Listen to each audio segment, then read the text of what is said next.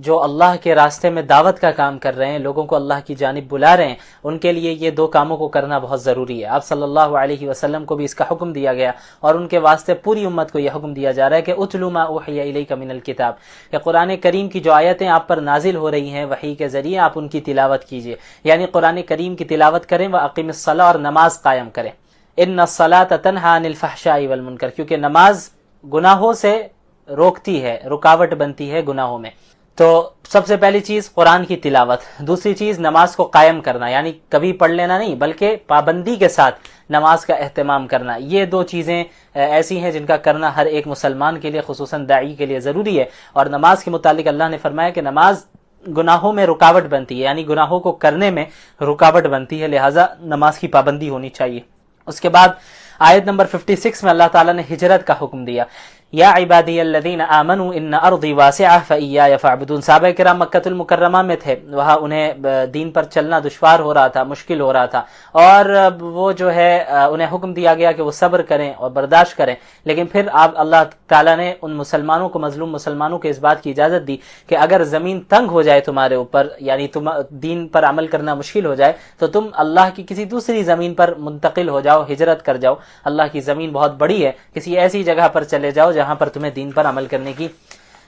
کھلی اجازت ہو۔ اس کے بعد اللہ نے فرمایا وَكَأَيٍّ مِّن دَابَّةٍ لَا تَحْمِلُ رِزْقَهَا۔ اب ہجرت کر کے کوئی ایک جگہ سے دوسری جگہ جائے گا تو ظاہر ذہن میں یہ سوال پیدا ہوگا کہ بھئی ہم جہاں اب تک رہ رہے ہیں وہاں پہ تو ہمارے کھانے پینے کا، پیسے کمانے کا، ہر چیز کا نظام بنا ہوا ہے، اب ہم دوسرے ملک میں، دوسرے شہر میں چلے جائیں گے تو اب ہمارے ساتھ کیا ہوگا، ہم رزق کہاں سے حاصل کریں گے؟ تو اللہ نے فرما دیا دیکھو زمین میں جتنے بھی جانور چلنے والے ہیں ہر ایک کو رزق اللہ ہی دیتا ہے، اور تمہیں بھی اللہ ہی دیتا ہے، تو رزق دینا یہ اللہ کی ذمہ داری ہے۔ اس کے بعد مشرکین کا ذکر ہے آیت نمبر 65 میں، فَإِذَا رَكِبُوا فِي الْفُلْكِ دَعَوُا اللَّهَ مُخْلِصِينَ لَهُ الدِّينَ، کہ یہ جب مشرکین سمندر میں سفر کر رہے ہوتے اور طوفان میں پھنس جاتے اور انہیں سمجھ میں آ جاتا کہ اب یہاں سے اللہ کے سوا کوئی اور نہیں بچائے گا، تو پھر اپنے چھوٹے خداؤں کو پکارنا بھول جاتے ہیں اس وقت اور ڈائریکٹ اللہ کو پکارتے ہیں، اور پھر جب اللہ انہیں بچا لیتا ہے تو پھر وہ زمین میں آ کے شرک کرنے لگتے ہیں۔ اس کے بعد اللہ تعالیٰ نے آخر میں فرمایا وَالَّذِينَ جَاهَدُوا فِينَا لَنَهْدِيَنَّهُمْ سُبُلَنَا، کہ جو شخص ہمارے لیے ہمارے راستے میں مشقتوں کو برداشت کرے گا اور مجاہدہ کرے گا، کوشش کرتا رہے گا، محنت کرتا رہے گا، لَنَهْدِيَنَّهُمْ سُبُلَنَا، تو ہم اس کے لیے اپنے راستے کھول دیں گے، اپنے راستوں کی طرف ہم ہدایت کر دیں گے۔ اب آپ اندازہ لگائیں، دیکھیں یہاں پہ اللہ تعالیٰ نے سبولنا کہا کہ ہم اپنے راستوں کی طرف ہدایت دے دیں گے۔ معلوم ہوا کہ اللہ تعالیٰ تک پہنچنے کا صرف ایک راستہ نہیں ہے، اللہ تعالیٰ تک پہنچنے کے مختلف راستے ہیں، لہٰذا اس دین کو کسی ایک خاص محنت کے ساتھ، کسی ایک خاص جماعت کے ساتھ، کسی ایک خاص قسم کی تحریک کے ساتھ محدود کر دینا یہ غلط ہے۔ مختلف انداز ہیں، مختلف جماعتیں اسلام کی کام کر رہی ہیں، مختلف تحریکیں کام کر رہی ہیں، مختلف ادارے کام کر رہے ہیں، سب برحق ہے جب تک ان کے عقائد درست ہے تو سب برحق ہے، اور اللہ تک پہنچنا اصل مقصد ہے، اللہ کی رضا کو حاصل کرنا اصل مقصد ہے۔ یہ جو ذرائع ہم اختیار کرتے ہیں، جماعتیں اختیار کرتے ہیں، تحریکیں اختیار کرتے ہیں، یہ سب ذریعہ ہے، وسیلہ ہے، یہ یعنی ذریعہ ہے، واسطے ہیں، ان واسطوں کے ذریعے ہم اللہ تک پہنچتے ہیں، اللہ کی رضا کو حاصل کرتے ہیں۔ تو یہ واسطے جو ہیں، یہ ذرائع جو ہیں، یہ مقصد اصلی نہیں ہے، مقصد اصلی اللہ رب العالمین کی رضا حاصل کرنا ہے۔ اس کے بعد سورۃ الروم کی ابتدا ہوتی ہے، اس میں رومیوں کی فتح کی پیشن گوئی ہے، پریڈکشن ہے۔ مکۃ المکرمہ میں جب مسلمان تھے تو وہاں پر دنیا کی جو دو سپر پاورز تھیں، ایک رومن امپائر یعنی رومی سلطنت اور دوسری ایرانی حکومت جو ایرانی سلطنت تھی، وہ دو دنیا کی سپر پاورز تھی اور ان کے درمیان زبردست جنگ چھڑ گئی تھی۔ جو ایرانی تھے یہ آگ کی عبادت کرتے تھے، شرک کیا کرتے تھے اور آگ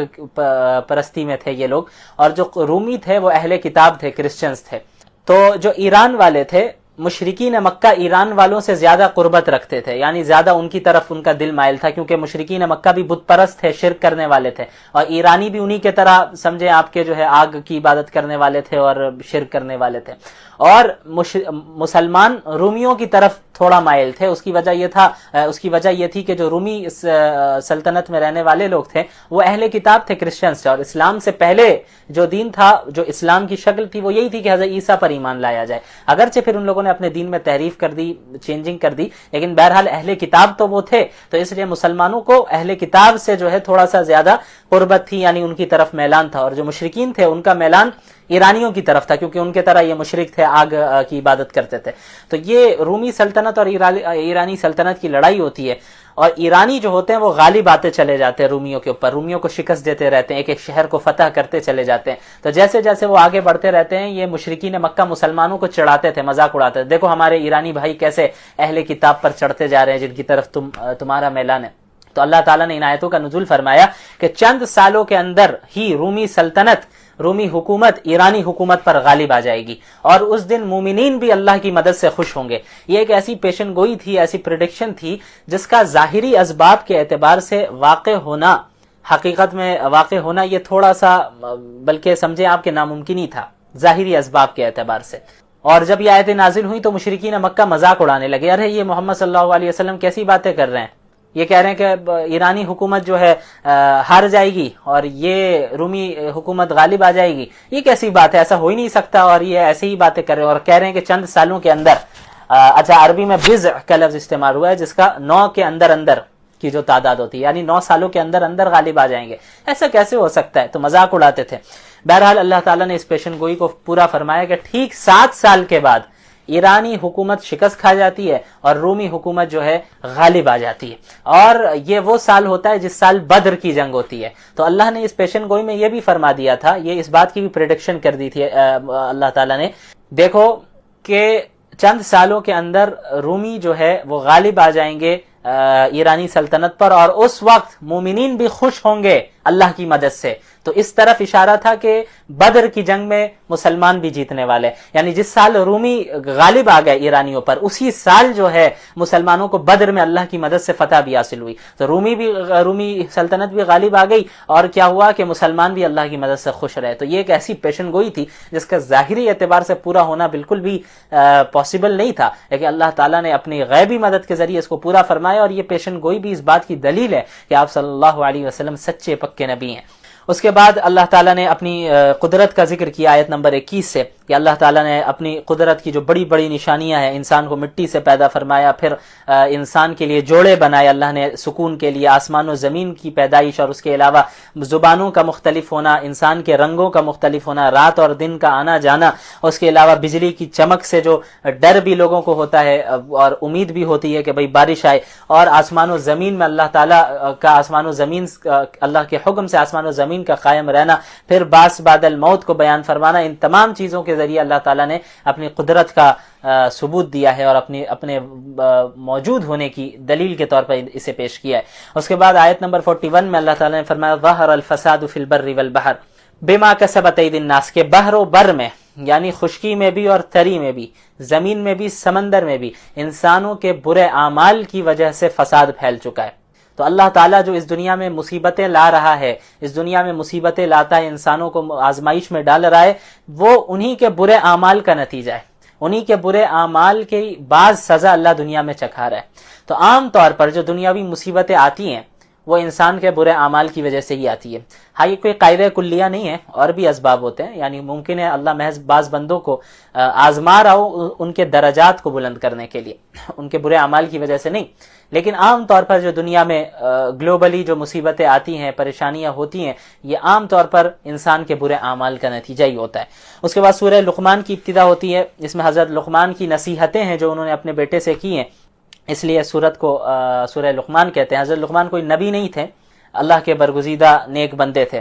اچھا اس میں آیت ہے وَمِنَ النَّاسِ مَن يَشْتَرِي لَهْوَ الْحَدِيثِ لِيُضِلَّ عَن سَبِيلِ اللَّهِ، آیت نمبر 6۔ ایک شخص تھا نضر بن حارث، وہ کیا کرتا تھا، وہ تاجر تھا، وہ الگ الگ ملکوں میں جاتا تھا، الگ علاقوں میں جاتا تھا، وہ کہانیوں کی کتابیں خرید کر لاتا تھا، یا گانا سنانے والی یا کہانیاں سنانے والی عورتوں کو خرید کر لاتا تھا مکے میں۔ اس کا مقصد یہ تھا کہ لا کر لوگوں کو دکھاتا تھا، دیکھو تو محمد صلی اللہ علیہ وسلم بھی پرانے زمانے کی کہانیاں سنا رہے، علیہ باللہ، قوم عاد کی کہانی، قوم سمود کی کہانی، دیکھو میں الگ الگ ملک سے گھوم کر کہانیوں کی کتابیں لے کر آیا ہوں، اور دیکھو ہمارے پاس ایک سے ایک کہانی ہے۔ اس کا مقصد یہ تھا کہ لوگ اسلام سے دور ہو جائے، قرآن کو نہ سنیں، اللہ کے نبی کو نہ سنیں، ان کا مذاق اڑائے، اس مقصد سے وہ ایسا کرتا تھا۔ تو اللہ تعالیٰ نے فرمایا وَمِنَ النَّاسِ مَن يَشْتَرِي لَهْوَ الْحَدِيثِ لِيُضِلَّ عَن سَبِيلِ اللَّهِ بِغَيْرِ علم، کہ جو اللہ سے غافل کرنے والی باتوں کو خرید لیتے ہیں تاکہ اس کے ذریعے سے لوگوں کو اللہ کے راستے سے بھٹکا دیں، اور ان کا مذاق اڑائیں تو ایسے شخص کے لیے دردناک عذاب ہے۔ تو ہر وہ چیز جو اللہ کے ذکر سے غافل کرے، ایسی چیز کو خریدنا بھی جائز نہیں ہے، اس کو پھیلانا یہ تو سخت گناہ ہے۔ مثلا میوزک ہے، میوزیکل انسٹرومنٹس ہے، میوزک کے ایک بہت بڑی وجہ ہے جس سے انسان کے دل میں اللہ کی محبت ختم ہوتی ہے اور وہ اللہ کے ذکر سے غافل ہوتا ہے، اسے اپنے ایموشنز پر کنٹرول نہیں رہ پاتا۔ تو کوئی میوزیکل انسٹرومنٹ خرید رہا ہے یا میوزک کو پروموٹ کر رہا ہے تو وہ بھی اس آیت میں داخل ہے کہ ایسے شخص، کیونکہ اس کے ذریعے سے کتنے لوگ اللہ سے غافل ہو رہے ہیں، تو ایسے شخص کے لیے دردناک عذاب ہے۔ اس کے بعد اللہ تعالیٰ نے حضرت لقمان علیہ السلام کا ذکر کیا ہے، وَلَقَدْ آتَيْنَا لُقْمَانَ الْحِكْمَةَ أَنِ اشْكُرْ لِلَّهِ۔ اللہ تعالیٰ نے حضرت لقمان علیہ السلام کو حکمت عطا فرمائی تھی، وہ توحید پرست تھے، اللہ کے جو ہے برگزیدہ بندے تھے، اور جو اللہ کے ساتھ شرک کرنے کو بہت بڑا گناہ سمجھتے تھے، جو کہ حقیقت میں، اور انہوں نے اپنے بیٹے کو چند نصیحتیں کی کہ دیکھو شرک نہ کرنا، شرک بہت بڑا گناہ ہے، بہت ظلم ہے، بڑا ظلم ہے، اور اگر کوئی چیز رائی کی دانے کے برابر بھی ہو تو اللہ تعالیٰ کی ذات سے وہ مخفی نہیں ہے، اللہ تعالیٰ اسے بھی حاضر کر دے گا۔ اللہ تعالیٰ کے علم کے قائل رہنا، نماز کی پابندی کرنا، نیکی کا حکم دینا اور برائی سے روکنا، اس کے علاوہ لوگوں کے ساتھ سختی کے ساتھ پیش نہیں آنا، مطلب خوش ہو کر اچھے انداز میں خندہ پیشانی کے ساتھ لوگوں سے ملنا، چڑھنا نہیں کسی سے، کسی کو حقیر نہ سمجھنا، زمین پر اکڑ کر نہ چلنا، میانہ روی کے ساتھ چلنا، اور اپنی آواز کو پس رکھنا، چیخنا چلانا نہیں زیادہ، اپنی آواز کو معتدل رکھنا، کیونکہ ان انکر الاصوات لصوت الحمیر، سب سے ناپسندیدہ آواز گدھے کی آواز ہوتی ہے، جو چیختا ہے جب گدھا، تو انسان ہے، اسے گدھا نہیں بننا چاہیے، جب دیکھا جائے تب چیخ رہا ہے، کبھی اس کو ڈانٹ رہا ہے، کبھی اس کو ڈانٹ رہا ہے، کبھی راستے میں چیخ رہا ہے، کبھی بازار میں چلا رہا ہے، اور کبھی گھروں میں چیخ رہا ہے، پڑوسیوں کو پریشان کر رہا ہے، یہ تو گدھوں کی آواز نکال رہا ہے۔ ان انکر الاصوات لصوت الحمیر، سب سے ناپسندیدہ آواز جو ہے وہ گدھے کی آواز ہے۔ اس لیے حضرت لقمان نے اپنے بیٹے کو حکم دیا، وقصد فی مشیک، زمین پہ بھی اکڑ کرنا چلو، اعتدال کے ساتھ چلو، درمیانہ روی کے ساتھ، وغضض من صوتک، اور اپنی آواز کو نیچے رکھا کرو، زیادہ تیز نہ بلند بات کرو۔ اس کے بعد اللہ تعالیٰ نے آخر میں آیت نمبر 34 میں ذکر کیا ایسی 5 چیزوں کا جن کا علم صرف اللہ رب العالمین کے پاس ہے۔ اچھا، ایسی بہت سی چیزیں ہیں جن کا علم صرف اللہ کے پاس ہے، لیکن یہاں خاص طور پر ان 5 چیزوں کا ذکر کیا گیا جن کے متعلق عام طور پر لوگ ایک دوسرے سے سوال کرتے ہیں۔ ان اللہ عندہ علم الساعہ، قیامت کب آئے گی، بارش کب ہونے والی ہے، ماداؤں کے پیٹ میں، ارحام میں، رحم میں کیا ہے، اور کل کیا انسان کمانے والا ہے، یعنی کہاں وہ رزق حاصل کرے گا، کہاں وہ کمائے گا، کیا وہ کمائے گا، اور اس کے علاوہ وما تدری نفس بأی ارض تموت، اور وہ کہاں مرے گا، انسان کہاں مرے گا یہ کوئی نہیں جانتا، یہ اللہ کے علم ہے۔ تو یہ وہ 5 چیزیں ہیں جس کا خالص علم، پرفیکٹ علم، 100% حتمی علم، ابتدا سے لے کر ہمیشہ تک یہ جو ہے اللہ کے ہی پاس اس کا علم ہے، اور کسی کے پاس اس کا علم نہیں ہے۔ اس کے بعد سورہ سجدہ کی ابتدا ہوتی ہے۔ اس صورت میں بھی جو اسلام کے بنیادی اراکین ہے، توحید ہے، رسالت ہے، قیامت ہے، اس کا اثبات کیا گیا ہے۔ آپ صلی اللہ علیہ وسلم جمعے کے دن فجر کی نماز کی پہلی رکعت میں سورہ سجدہ کی تلاوت کا اہتمام فرماتے تھے، اور دوسری رکعت میں سورۃ الدہر کی تلاوت کا اہتمام فرماتے تھے۔ یہ ایسی سنت ہے جو سنت مہجورہ ہے، عام طور پر ہماری مساجد میں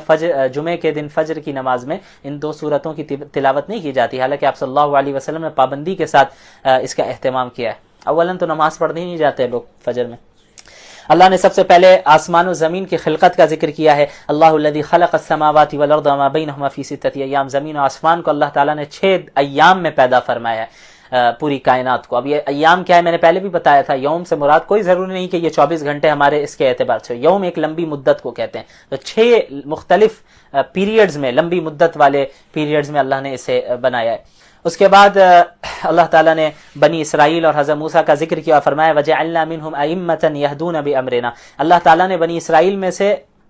ائمہ کو سلیکٹ کیا، ائمہ بنایا جو کہ اللہ کے حکم سے لوگوں کو سیدھا راستہ دکھاتے تھے۔ لیکن کیوں بنایا اللہ نے؟ 2 وجوہاتی، لما صبروا، ایک تو یہ کہ انہوں نے صبر سے کام لیا، جو اچھے لوگ تھے ان میں سے انہوں نے صبر سے کام لیا، تو صبر کیا یعنی عملی زندگی، پریکٹیکل لائف ان کی بہت اسٹرانگ تھی۔ وَكَانُوا بِآيَاتِنَا يُوقِنُونَ، دوسری چیز ہماری آیتوں پر یقین رکھتے تھے، اور یقین اسی وقت کامل ہو سکتا ہے جب آپ کے پاس علم ہو۔ تو یقیناً ایک دن آئے گا کہ جس دن تم لوگ فرشتوں کو دیکھ لو گے، لیکن وہ دن تمہارے خوشی کا دن نہیں ہوگا، یعنی اس دنیا میں تو ہم اپنی آنکھوں سے فرشتوں کو نہیں دیکھ سکتے، لیکن جو تم آپ صلی اللہ علیہ وسلم کو اتنا پریشان کرتے ہو اور مسلمانوں کو پریشان کرتے ہو کہ بھئی اگر سچے نبی ہے تو ہمیں فرشتے کیوں نہیں دکھتے، تو بھئی فرشتے دکھیں گے، لیکن جس دن دکھیں گے اس دن آپ کے لیے کوئی خوشی کا دن نہیں ہوگا، کیونکہ جب روح قبض کی جا رہی ہوگی اور جب موت آ رہی ہوگی اور پھر جب جہنم میں ڈالا جا رہا ہوگا، اس وقت تو تمہیں فرشتے دکھیں گے ہی، پھر تم یہ نہیں کہہ سکو گے کہ بھئی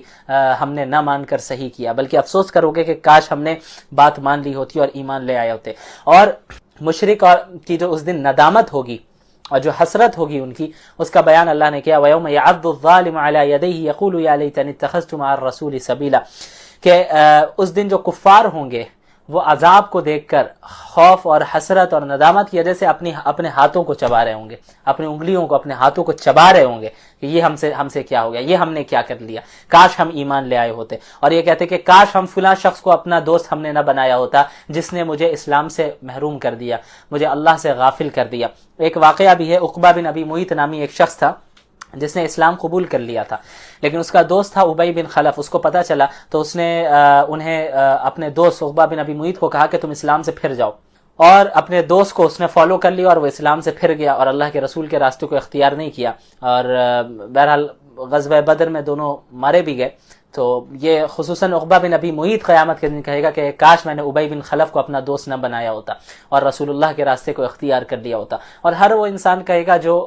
جس نے ایسے دوست کو اختیار کیا جس سے وہ اسلام سے دور ہو گیا۔ اس لیے اللہ نے حکم دیا ہے کہ ایسے لوگوں کے ساتھ اٹھنا بیٹھنا چاہیے جو اللہ والے ہوں، جو اللہ کا ذکر کرتے ہوں، دیندار ہوں، متقین ہوں، کیونکہ آپ جس سرکل میں رہیں گے، جیسا آپ کا فرینڈ سرکل ہوگا ویسا آپ پر اثر پڑے گا، تو آپ کو اچھے لوگوں کے ساتھ بیٹھنا ہے تاکہ آپ کے اندر اچھی صفات آئیں۔ آیت نمبر 30 میں اللہ نے فرمایا وقال الرسول یا رب ان قوم اتخذوا هذا القرآن مہجورا۔ یہ بہت اہم آیت ہے۔ ہم نے آپ صلی اللہ علیہ وسلم کی شفاعت کے بارے میں سنا ہے کہ اس دن اللہ کے نبی صلی اللہ علیہ وسلم سفارش کریں گے، شفاعت کریں گے،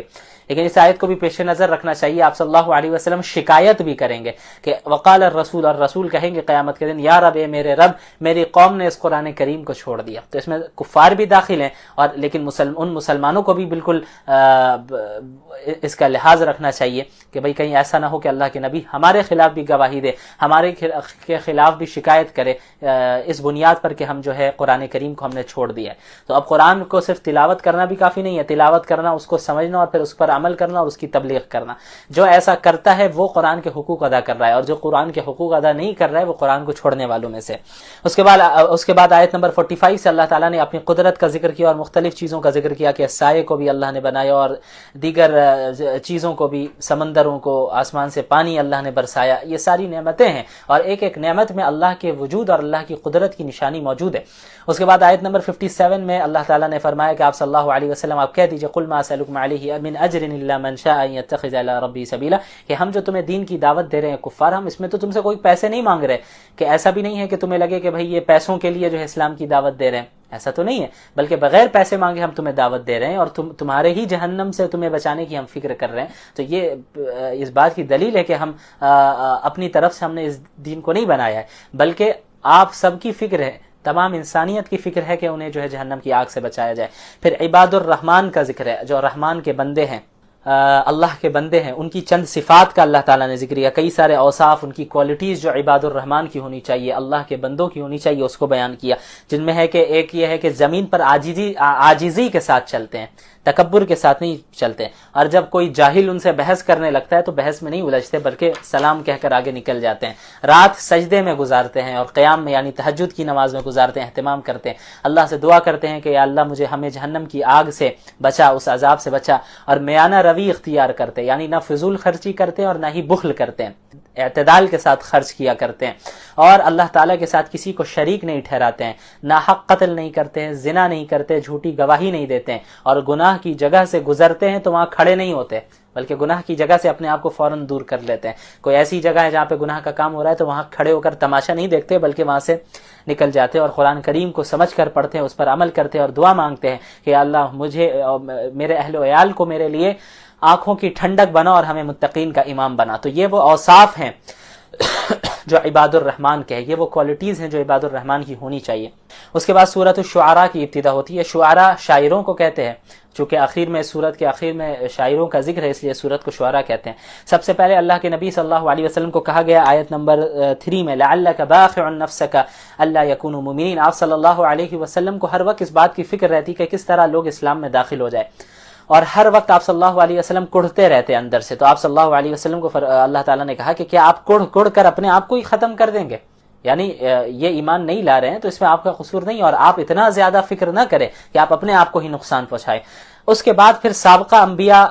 کا ذکر شروع ہوتا ہے، تقریباً حضرت موسیٰ اور ان کی قوم حضرت نوح، اور ان کی قوم حضرت ہود، اور ان کی قوم حضرت صالح، اور ان کی قوم حضرت لوط اور حضرت شعیب، اور ان کی قوموں کا ذکر ہے۔ تو کیوں ذکر کرتے؟ ایک بات یہ بھی ذہن میں رہے